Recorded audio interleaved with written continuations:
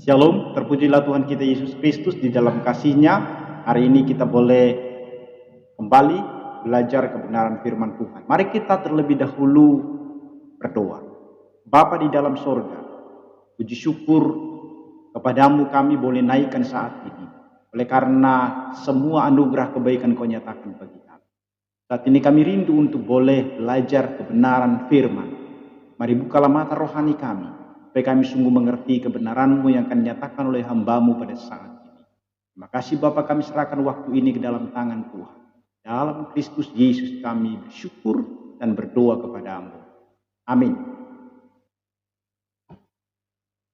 Kaum ibu yang terkasih dalam nama Tuhan Yesus Kristus, topik kita hari ini adalah menjalin persahabatan dengan dunia.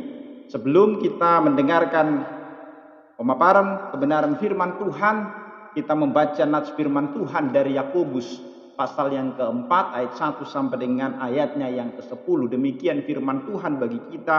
Saya akan membacakannya bagi kita semua. Dari manakah datangnya sengketa dan pertengkaran di antara kamu? Bukankah datangnya dari hawa nafsumu yang saling berjuang di dalam tubuhmu? Kamu mengingini sesuatu, tetapi kamu tidak memperolehnya. Lalu kamu membunuh, kamu iri hati, tetapi kamu tidak mencapai tujuanmu. Lalu kamu bertengkar dan kamu berkelahi. Kamu tidak memperoleh apa-apa karena kamu tidak berdoa. Atau kamu berdoa juga, tetapi kamu tidak menerima apa-apa. Karena kamu salah berdoa, sebab yang kamu minta itu hendak kamu habiskan untuk memuaskan hawa nafsumu. Hai kamu orang-orang yang tidak setia, tidakkah kamu tahu bahwa persahabatan dengan dunia adalah permusuhan dengan Allah? Jadi, barang siapa hendak menjadi sahabat dunia ini, ia menjadikan dirinya musuh Allah. Janganlah kamu menyangka bahwa kitab suci tanpa alasan berkata, roh yang ditempatkan Allah di dalam diri kita diingininya dengan cemburu. Tetapi kasih karunia yang dianugerahkannya kepada kita lebih besar daripada itu. Karena itu, ia katakan, Allah menentang orang-orang yang congkak, tetapi mengasihani orang yang rendah hati. Karena itu, tunduklah kepada Allah dan lawanlah iblis, maka ia akan lari daripadamu. Mendekatlah kepada Allah, dan ia akan mendekat kepadamu. Tahirkanlah tanganmu, hai kamu orang-orang berdosa, dan sucikanlah hatimu, hai kamu yang mendua hati. Sadarilah kemalanganmu, berduka cita dan merataplah. Hendaklah tertawamu kamu ganti dengan ratap dan sukacitamu dengan duka cita. Rendahkanlah dirimu di hadapan Tuhan, dan ia akan meninggikan kamu. Demikian jauh pembacaan firman Tuhan. Kamu yang terkasih, kalau topik kita hari ini berbicara tentang persahabatan dengan dunia, maka pertama, apa sesungguhnya arti daripada sahabat itu? Kalau dalam kamus bahasa Indonesia mengatakan persahabatan itu berasal dari kata sahabat yang dapat dimaknai sebagai teman, kawan, teman yang amat erat, teman yang amat baik, kawan karib atau kawan kental. Dan kalau di dalam Alkitab kita memperhatikan, penulis kitab Amsal mengatakan persahabatan itu sebagai seorang yang disebutkan dia sebagai seorang sahabat yang menaruh kasih setiap waktu dan menjadi seorang saudara dalam kesukaran. Itu yang disebutkan sebagai seorang sahabat. Bahkan seorang sahabat juga bisa lebih karib daripada seorang saudara. Kita bisa membaca itu di Amsal pasal 17 ayat 17 dan Amsal 18 ayat 24b. Nah, persahabatan di dalam teks ini, di dalam kitab Yakobus ini, persahabatan itu diartikan di dalam bahasa Yunani yang berasal dari bahasa Yunani, diambil dari kata filia. Filia itu adalah cinta yang kedua. Kalau cinta yang pertama itu kan agape, cinta yang kedua itu adalah kata filia. Tumbuh dari hasil persahabatan yang begitu mendalam sehingga menimbulkan rasa kami atau kita. Jadi kata filia tidak hanya memikirkan keinginan menuntut, tetapi juga ingin memberi. Jadi dua pihak. Jadi bukan hanya supaya dia dikasihi, tetapi dia juga ingin memberi kasihnya. Itu dia kata filia itu. Jadi suatu kecintaan bermakna melebihi daripada hanya sekedar materi. Nah, hal ini menunjukkan bahwa adanya keterkaitan yang sangat erat dengan perasaan yang mendalam, sulit terpisahkan, bahkan sikap berani berkorban bagi sahabatmu. Maka ketika kita kaitkan dengan persahabatan dengan dunia ini seperti yang disampaikan oleh Yakobus di dalam kitab ini, maka ini bukanlah sesuatu yang dikehendaki oleh Tuhan. Karena dia bertolak. Jadi kalau bersahabatan dengan teman, dengan keluarga itu bagus sekali. Tetapi ketika dimaksudkan itu persahabatan dengan dunia, yaitu bahwa seseorang itu lebih mengasihi dunia ini daripada mengasihi Tuhan.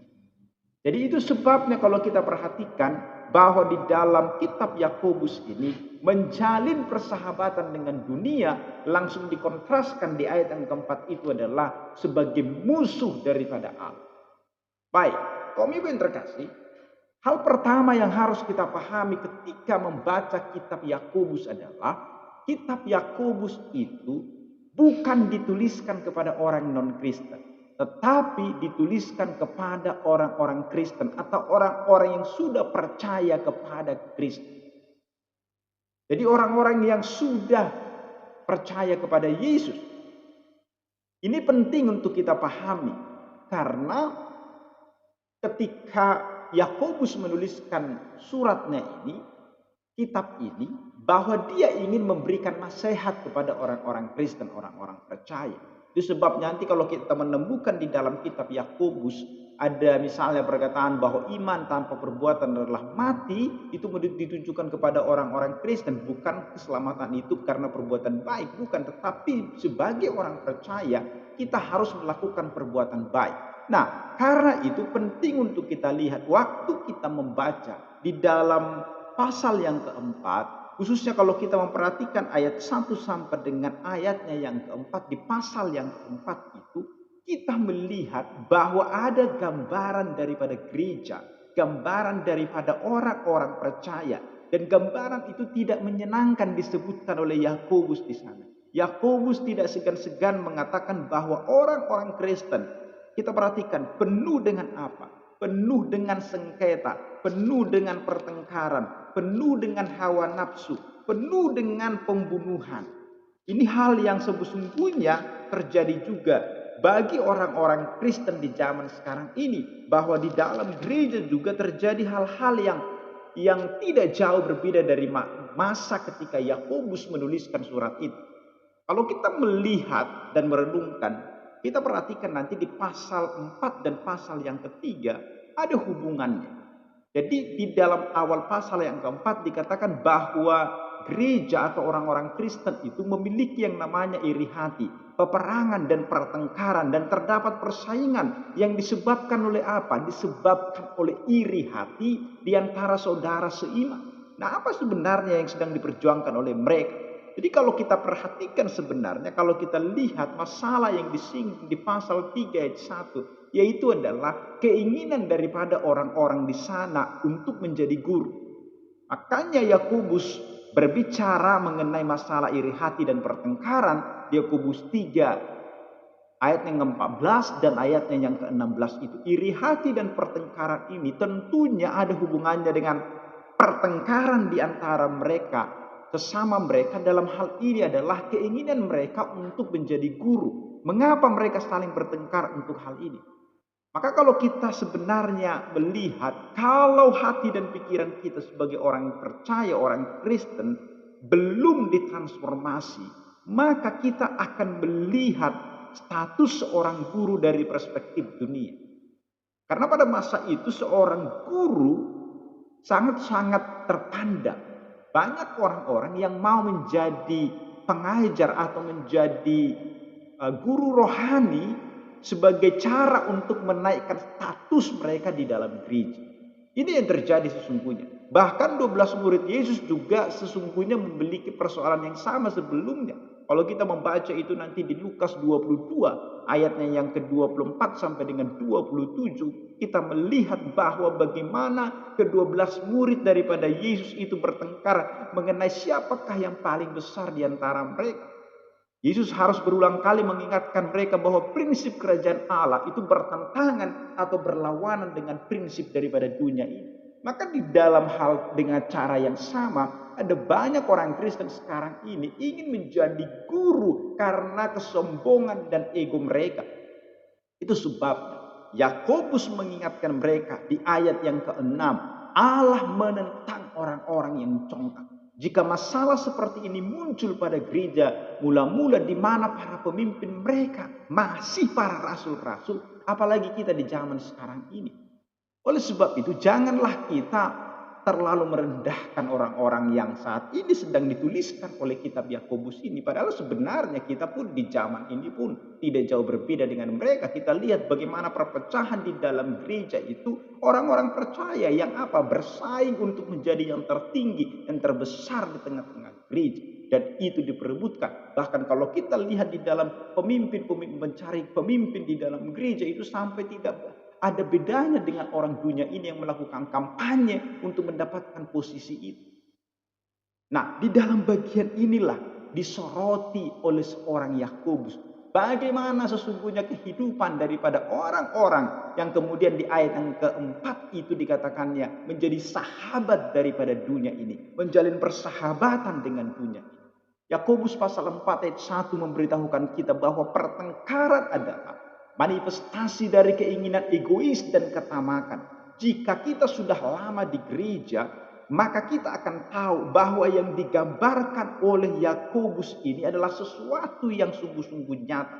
Di dalam gereja kita akan melihat bagaimana para pemimpin gereja, para penatua, pendeta bertengkar dengan sesama pendeta, dengan sesama penatua karena kuasa dan status. Pertengkaran seperti ini tidak akan ada habisnya di dalam gereja.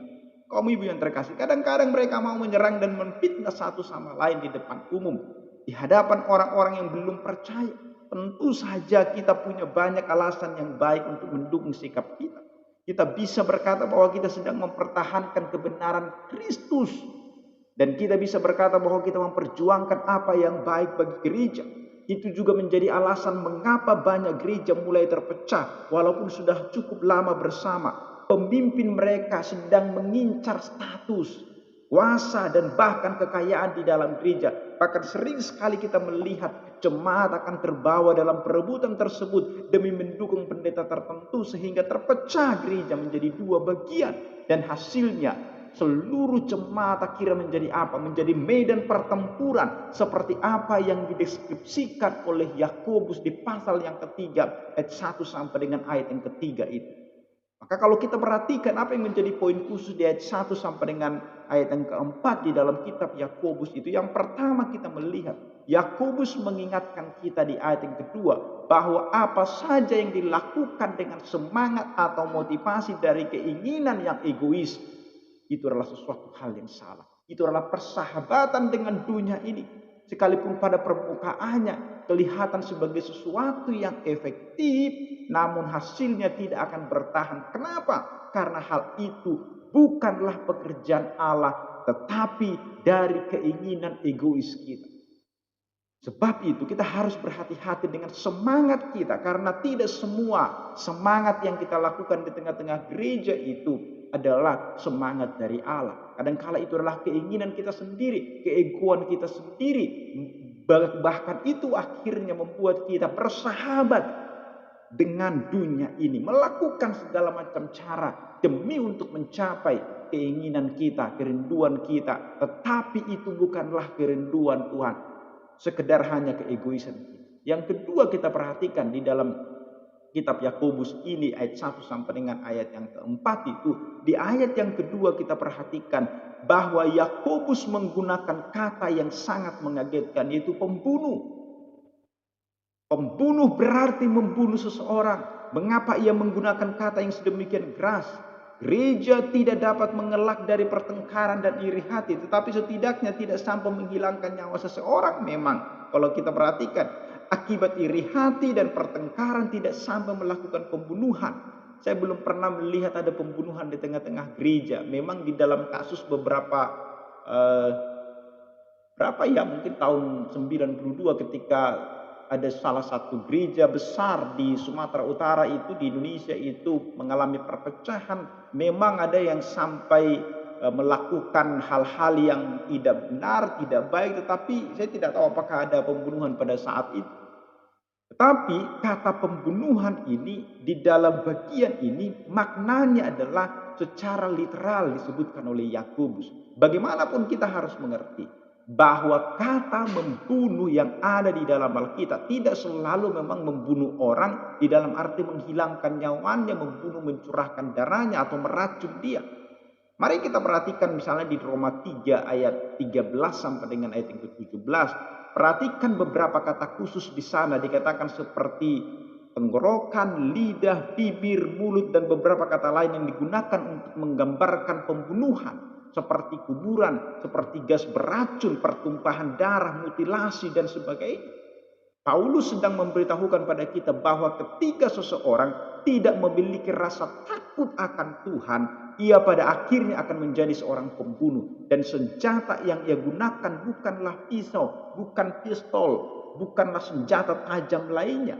Tetapi kita melihat di sini, kita harus sadar bahwa yang dimaksudkan lidah kita adalah senjata pembunuh yang efektif, yang dapat membunuh seseorang tanpa meneteskan darah. Dan ketika kita melihat iri hati dan pertengkaran akibat daripada keinginan yang egois itu, namun sebagai seorang Kristen sudah pasti kita tidak akan menggunakan metode-metode dunia untuk menyerang musuh kita. Kita akan menggunakan metode yang lebih dalam tanda kutip rohani untuk menangani seseorang. Kita akan menggunakan lidah kita untuk menuduh mereka di belakang mereka. Dan tentunya kadangkala kita melakukan itu dengan sangat berhikmat dan melakukannya karena kita tahu bahwa Alkitab tidak mengizinkan kita untuk memfitnah orang lain.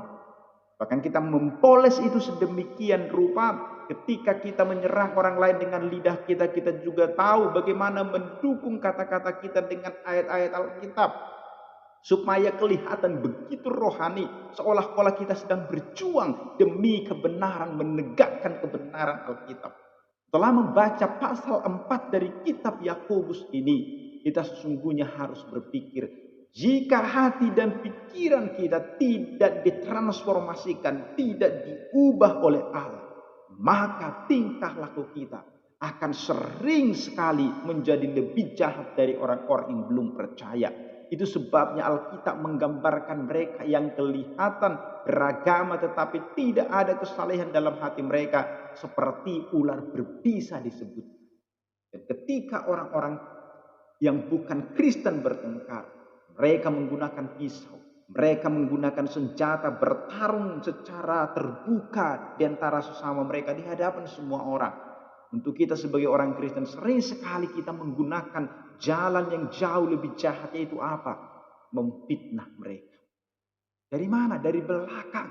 Lebih lagi kita akan menggunakan nama Tuhan dan Alkitab untuk mendukung hasrat keegoisan kita. Oleh karena itu, kaum ibu yang terkasih, hari ini saya mengingatkan kita, Alkitab berbicara mengenai pembunuhan.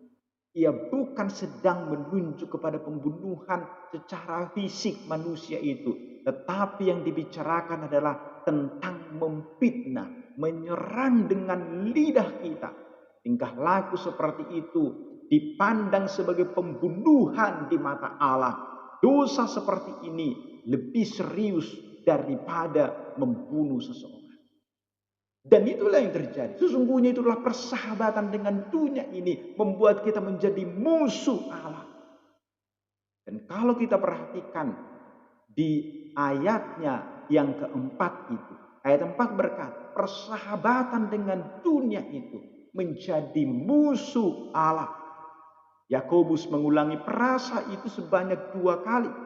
Jadi ketika kita membaca ayat ini, seharusnya kita harus mengingat, sekali lagi saya katakan, bahwa kitab Yakobus ditujukan bagi orang-orang Kristen. Karena dia sering mengatakan saudara-saudari, menunjukkan itu adalah sesama orang percaya. Maka sesuai dengan pengertian rata-rata orang hari ini, orang percaya yang sudah diselamatkan dan sudah diperdamaikan dengan Allah, tidak peduli berapa jahat tingkah laku kita sebelumnya, kita akan tetap selamat pada akhirnya, karena keselamatan bergantung kepada iman, bukan kelakuan kita. Oleh sebab itu, keselamatan kita pasti aman dan tidak tergoncangkan. Maka kalau kita memperhatikan di dalam pasal 4 ayat 4 ini, Yakobus memperingati bahwa persahabatan dengan dunia menjadikan kita musuh Allah. Apa sesungguhnya artinya di sini? Apakah orang percaya belum atau tidak diperdamaikan dengan Allah? Bagaimana mungkin kita menjadi musuh Allah? Apakah mereka yang menjadi musuh Allah akan diselamatkan?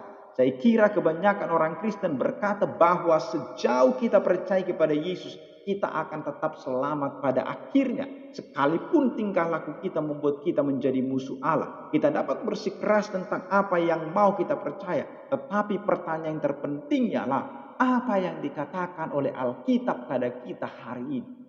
Orang-orang percaya pun bisa menjadi musuh Allah ketika dia melakukan sesuatu hal yang bertentangan dengan apa yang Tuhan ingin.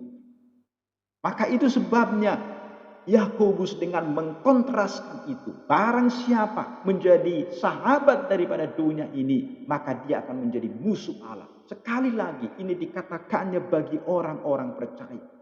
Kalau kita membaca di dalam Roma pasal 8 ayat 6 sampai dengan ayat yang ke-7. Di ayat yang ke-7 Paulus mensejajarkan kalimat memuaskan keinginan daging dengan menjadi musuh Allah. Ayat yang ke-6 ia berkata bahwa keinginan daging itu ialah maut.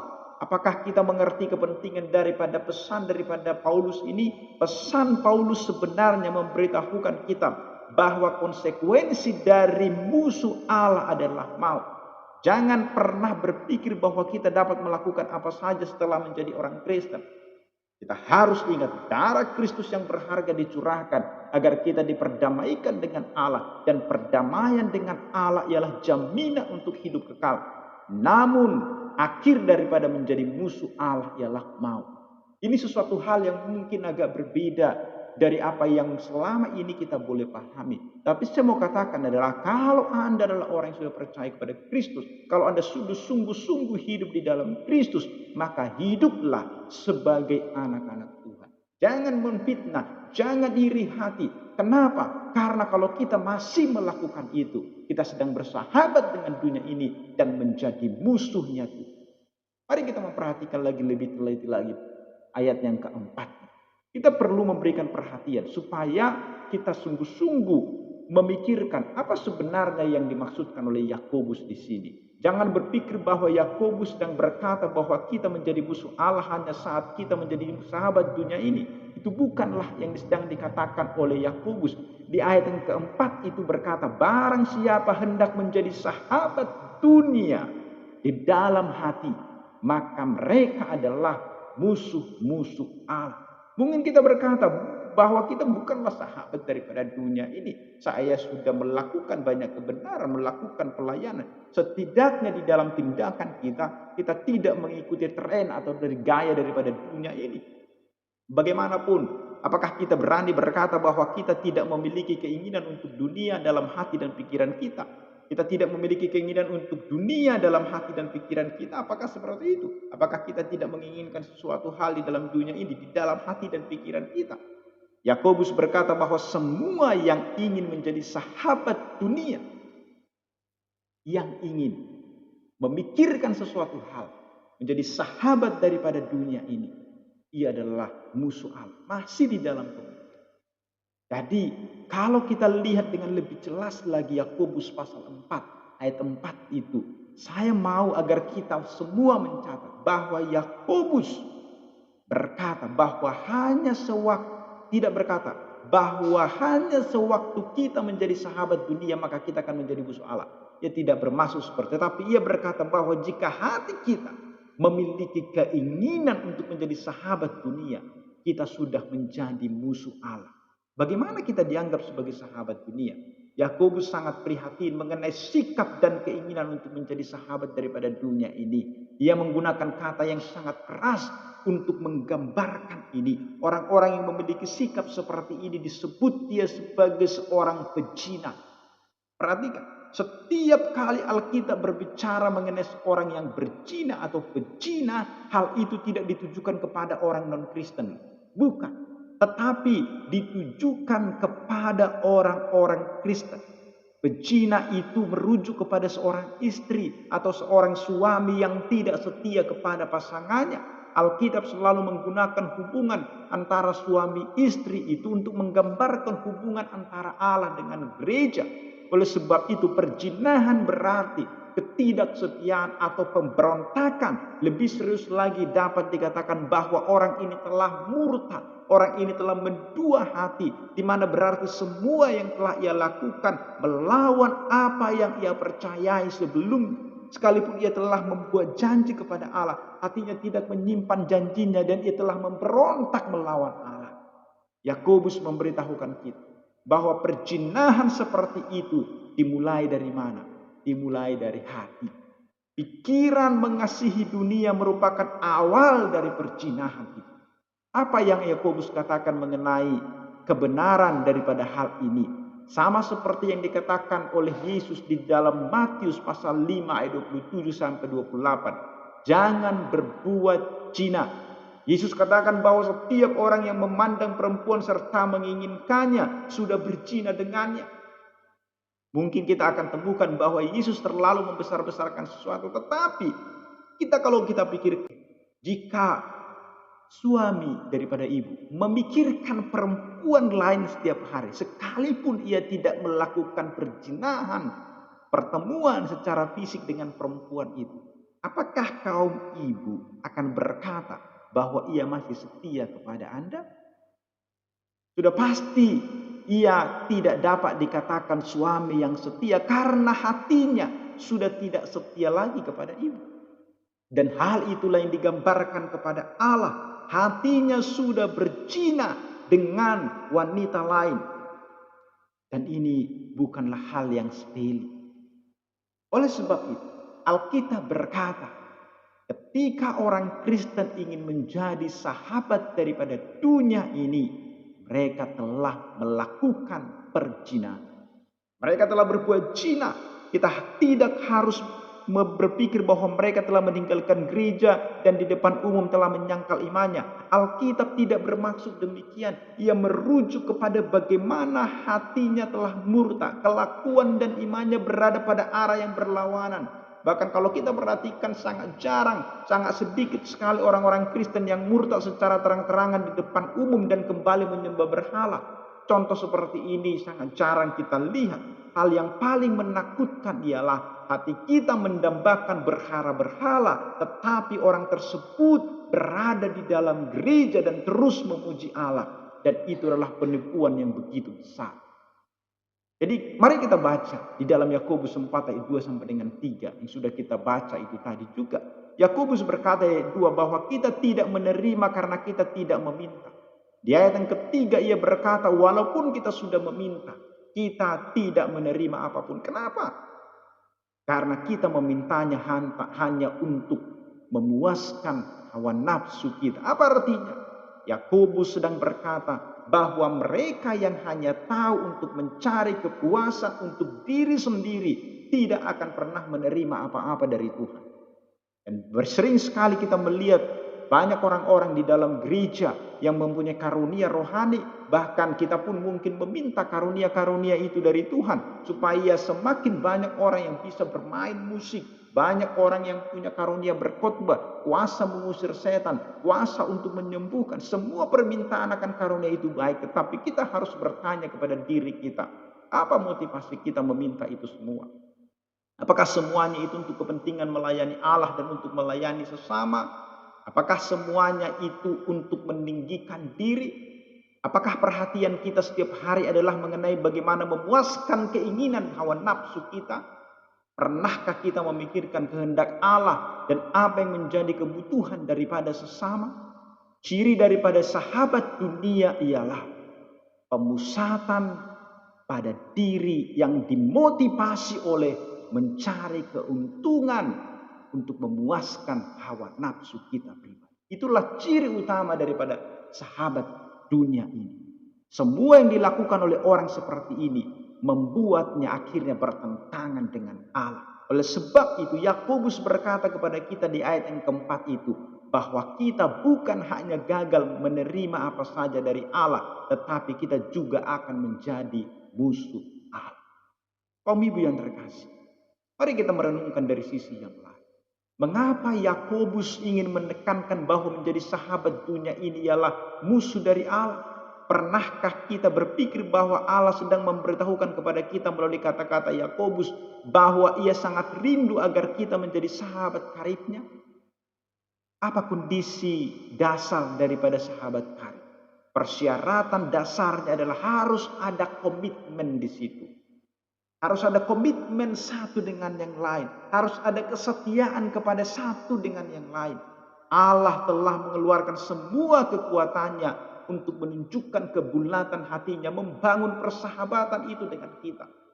Ia memberikan dirinya kepada kita tanpa mempertahankan suatu apapun. Inilah alasan mengapa ia juga mengharapkan kita untuk setia kepada Tuhan. Hanya mereka yang tidak mempertahankan suatu apapun dan meresponi Allah dengan segenap hati yang dapat menjadi sahabat Allah. Kalau kita masih mempertahankan keegoisan kita, kepentingan diri kita sendiri di dalam melayani, sesungguhnya kita menjadi musuh Tuhan dan kita tidak pernah menjadi sahabat daripada Tuhan. Mari kita lihat ayat yang terakhir di dalam Yakobus 2 ayat 20. Di sini dikatakan bahwa Abraham percaya dalam Allah dan hal itu diperhitungkan kepadanya sebagai kebenaran. Yakobus juga menambahkan, oleh karena itu Abraham disebut sebagai apa? Dia disebut sebagai sahabat Allah. Maka di sini ia berarti percaya kepada Allah dan menjadi sahabatnya adalah sesuatu hal yang sama.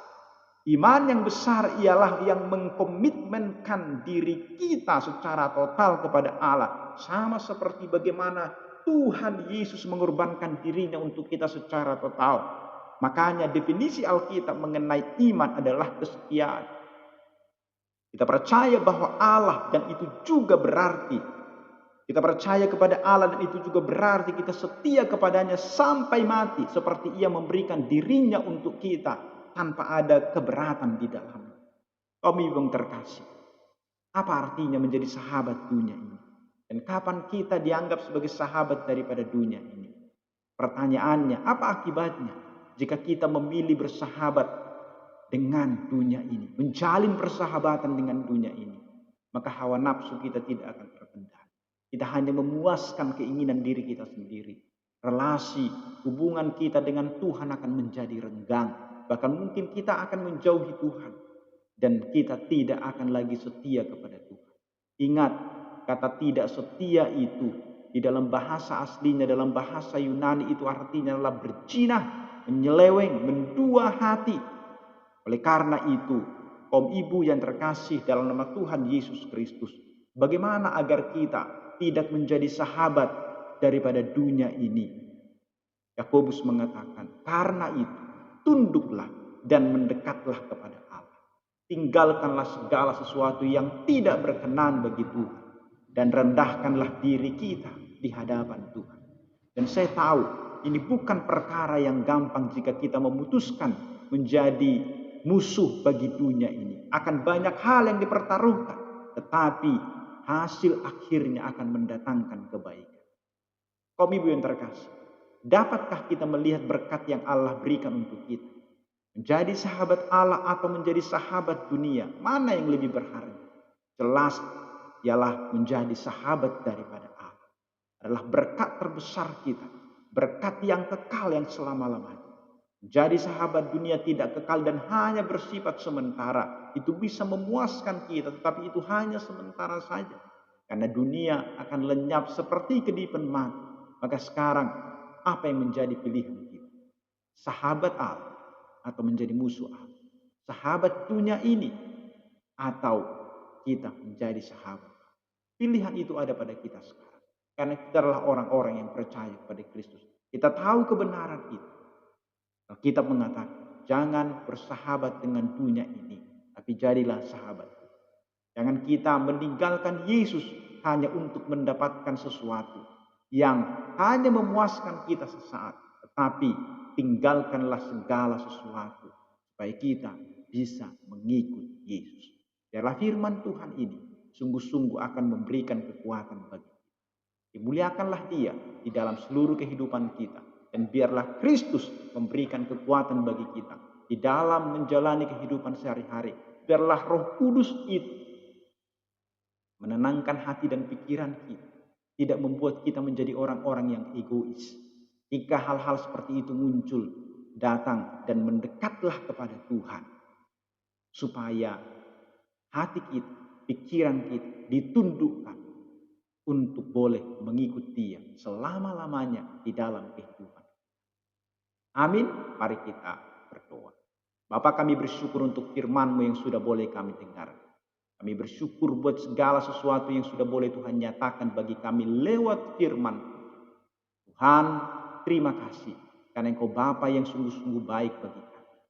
Kami tahu di dalam hidup kami, sering sekali kami menjadi orang-orang yang tanpa kami sadari menjadi sahabat daripada dunia ini. Kami menjalin persahabatan dengan dunia ini. Ada iri hati, kedengkian, dan banyak hal yang kami lakukan di dalam hidup kami ini. Bahkan khususnya itu terjadi di tempat-tempat pelayanan, di gereja di mana kami melayani.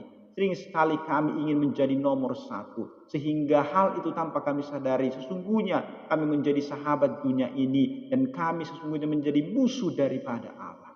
Tuhan, hari ini kami minta ampun di hadapan-Mu. Jikalau selama ini kami justru menjadi sahabat daripada dunia ini, ampuni kami di dalam segala sesuatu yang sudah kami lakukan yang mendukakan hati Tuhan.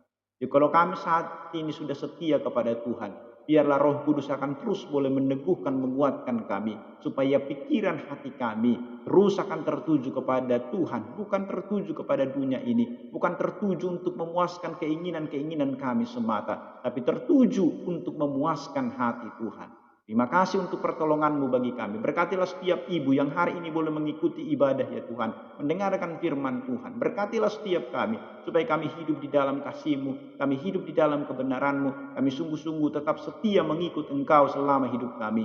Jikalau ada persoalan pergumulan di tengah-tengah kehidupan kami, di tengah-tengah keluarga kami, Tuhan tolonglah semua kami untuk boleh Tuhan berikan jalan keluar bagi setiap persoalan pergumulan kami, supaya kami di dalam semua itu tetap menjaga iman kami, untuk kami boleh setia mengikut Engkau di dalam seluruh kehidupan kami. Terima kasih Bapa di dalam surga. Ada mungkin di antara kami yang sedang bergumul dengan sakit penyakit, dengan persoalan-persoalan atau hal apapun Tuhan, Tuhan sembuhkan, Tuhan kuatkan, Tuhan berikan jalan keluar bagi kami. Berkatilah setiap hamba-hamba-Mu yang boleh ikut ambil bagian dalam pelayanan hari ini. Biarlah nama Tuhan sungguh-sungguh akan dipermuliakan dalam hidup kami. Persembahan yang boleh kami kumpulkan hari ini, kuduskanlah Tuhan. Berkatilah itu menjadi kemuliaan untuk mengharumkan nama Tuhan, untuk mengembangkan kerajaan Tuhan lewat pelayanan di Ibu Maria. Terpuji termulialah Engkau Bapa. Kami akhiri persekutuan kami, ibadah kami hari ini di dalam doa yang Tuhan ajarkan kepada murid-murid. Mari kita sama-sama berdoa Bapa kami. Bapa kami yang di sorga, dikuduskanlah nama-Mu. Datanglah kerajaan-Mu, jadilah kehendak-Mu di bumi seperti di surga. Berikanlah kami pada hari ini makanan kami yang secukupnya, dan ampunilah kami akan kesalahan kami, seperti kami juga telah mengampuni orang yang bersalah kepada kami. Dan janganlah membawa kami ke dalam pencobaan, tapi lepaskanlah kami daripada yang jahat. Karena Engkau yang punya kerajaan dan kuasa dan kemuliaan sampai selama-lamanya. Amin. Biarlah kasih karunia daripada Tuhan kita Yesus Kristus, kasih setia daripada Allah Bapa, persekutuan dari Rohul Kudus, itulah yang memberkati kita, menolong kita, menjalani kehidupan kita sehari-hari dalam mengikut Yesus. Amin. Kita nyanyikan Bapa terima kasih.